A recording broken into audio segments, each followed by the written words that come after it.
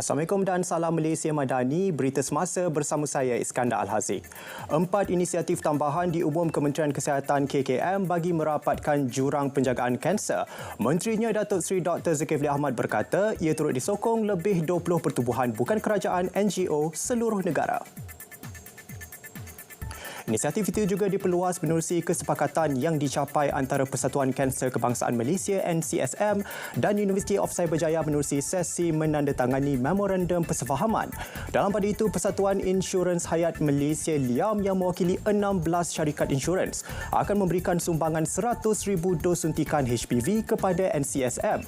Sementara Axios International, sebuah organisasi yang menyediakan akses yang mampan kepada penjagaan dan rawatan berkualiti untuk pesakit yang memerlukan, bakal mewujudkan dana bersama Persatuan Kanser yang dikenali sebagai Axios NCSM Cancer Fund.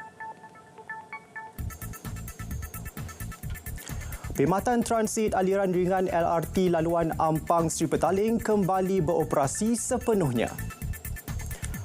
Menurut Menteri Pengangkutan Anthony Loke, pembukaan semula laluan tersebut telah mendapat kelulusan Agensi Pengangkutan Awam Darat (APAD) berdasarkan penilaian dan pemeriksaan yang dijalankan. Pembukaan semula laluan tersebut akan memudahkan pergerakan penumpang selain meningkatkan aktiviti ekonomi sekitar laluan tersebut.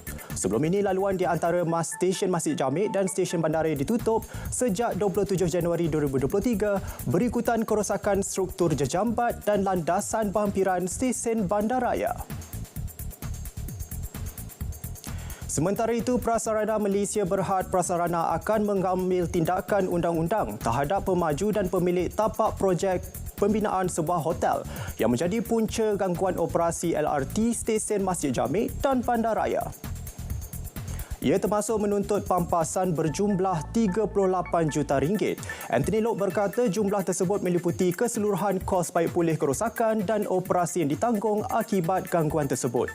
Segala pampasan dan tindakan undang-undang dibuat hanya selepas proses pembaikan selesai dilaksanakan bagi memastikan gangguan perkhidmatan dapat diselesaikan sesegera mungkin. Saudara, RM63.5 juta diperuntukkan bagi membaiki 13 projek perumahan rakyat PPR dan 7 rumah sewa kerajaan di seluruh Johor. Esko Perumahan dan Kerajaan Tempatan Johor Datuk Muhammad Jafni Mat Syukur berkata kesemua 20 projek tersebut melibatkan 14,500 penghuni. Salah satu kerja pembaikan tahun ini dijalankan di RSK Taman Cendana 2 Pasir Gudang iaitu membaiki bumbung dan mengecat semula 20 blok melibatkan kos RM9.9 juta yang diperuntuk daripada Belanjawan Johor tahun lalu. Program Wakaf Tani Komuniti Anjuran Wakaf An-Nur yang dilaksanakan di RSK tersebut juga telah menjana dana tabungan kumpulan sebanyak RM12,000 hasil tanaman sayuran dan jualan produk dalam tempoh 5 bulan sejak dilancarkan Ogos lalu.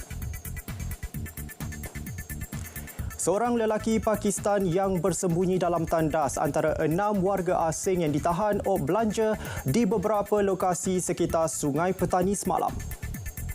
Pengarah Imigresen Kedah Muhammad Rizwan Muhammad Zain berkata kesemua ditahan kerana tidak memiliki pas kerja sah. Mereka ditahan di lokap imigresen untuk siasatan sebelum dibawa ke Depo Imigresen Belantik DC. Di Mersing, seorang lelaki ditahan menjual mercun tanpa lesen di Bandar Mersing.